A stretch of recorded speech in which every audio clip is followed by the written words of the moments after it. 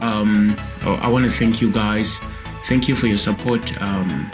If you haven't subscribed to this channel, make sure to click the subscribe button. All right, enough of that. Thank you once again. Today we're going to look at default arguments. Okay, what does default mean? In our everyday language, default means failure to do something, failure to meet an obligation. But that's not what we're talking about. Default in terms of computer language, it simply means a pre-existing value. Okay, so why would an argument be called a default argument? So I'm going to explain this using an example. So here we have a function. Let's say we define a function that adds 20 to a number. Okay, so we're going to call this function add 20, at least, so that it's kind of descriptive of what the function is going to be doing. And so in our previous video we spoke about required arguments, and we said when we have required arguments, we will pass the argument here, or the parameter in these brackets when we are defining the function, and then we have to enter the logic in this body. Okay, this is the indented body of the function, so we have to enter the logic. So add 20, obviously we gotta say print a certain number, x plus 20. Okay, so x in this instance is just a placeholder, but it's a parameter, it's an argument that we have. Okay, so let's get down here and call this function and see what it does. Okay, so when I call this function, I write the name of the function, and then I'm going to pass in the argument into this. X in this instance is a required argument. Okay, because if I do not put x, if I do not put a number in these parentheses, the function is not going to work. Okay, it's going to raise an error. So let's see, if I add 30 here, we're supposed to get a 50. 30 plus 20 is supposed to be 50. Let's run this. When I build this down here, guys, as you can see, I have a 50. So this function is working. Okay, this function is working. All right, let's further on replace this 20 with a variable. Let's say this is y equals to 20, and then we replace this, initialized y in this function, so we already know that y is 20.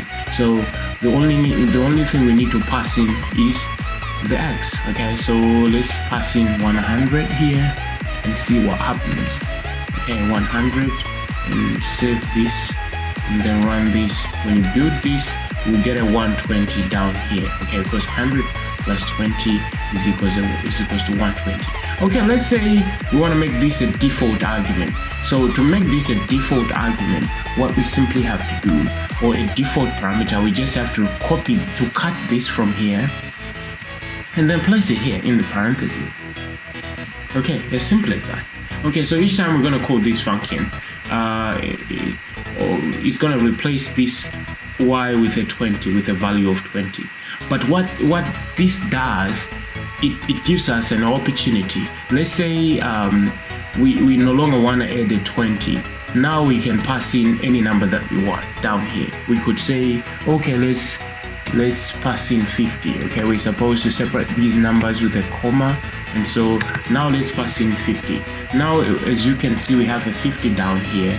If I run this and build this, we're going to have a 150. But what happens if I do not put this 50?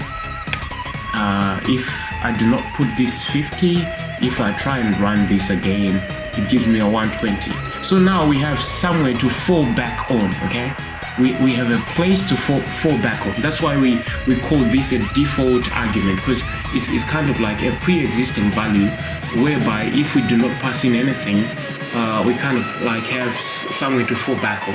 Okay, so that's the beauty of having default argument. All right, and there's this one special rule that I want to mention here. You can only have a non-default. In this instance, x is a non-default. and then y is the default argument. So we have a non-default and the default argument, right? So we cannot have a situation whereby x is going to be the default argument. Let's say x is equals to 20, and then we say y is a non-default. If you put them like this in this order, it's not going to work. Okay, it's not going to work. You cannot have a non-default argument follow a default argument. That cannot happen in Python. You cannot do that. Okay, let's try and run this. Let's see if this is going to work. Once I try to build this, as you can see, guys, it raises an error. What is the error? Non-default argument follows default argument. So a non-default argument is following a default argument, which is not right. You cannot do that. Okay, so if you want, let's say you want the x to be the 20, what you have to do, you have to simply put the y at the beginning and then separate with a comma and then save this, and then once you run this, it's going to be working. Okay, we have a 120 here. All right, so this is the logic behind default and non-default argument. So I hope you guys understood what I'm trying to, the information that I'm trying to share with you. If you have any questions, you can leave a comment in the comment section, and I hope to see you in our next video. All right, I'm checking out. Setsun. See you in our next video. Bye bye.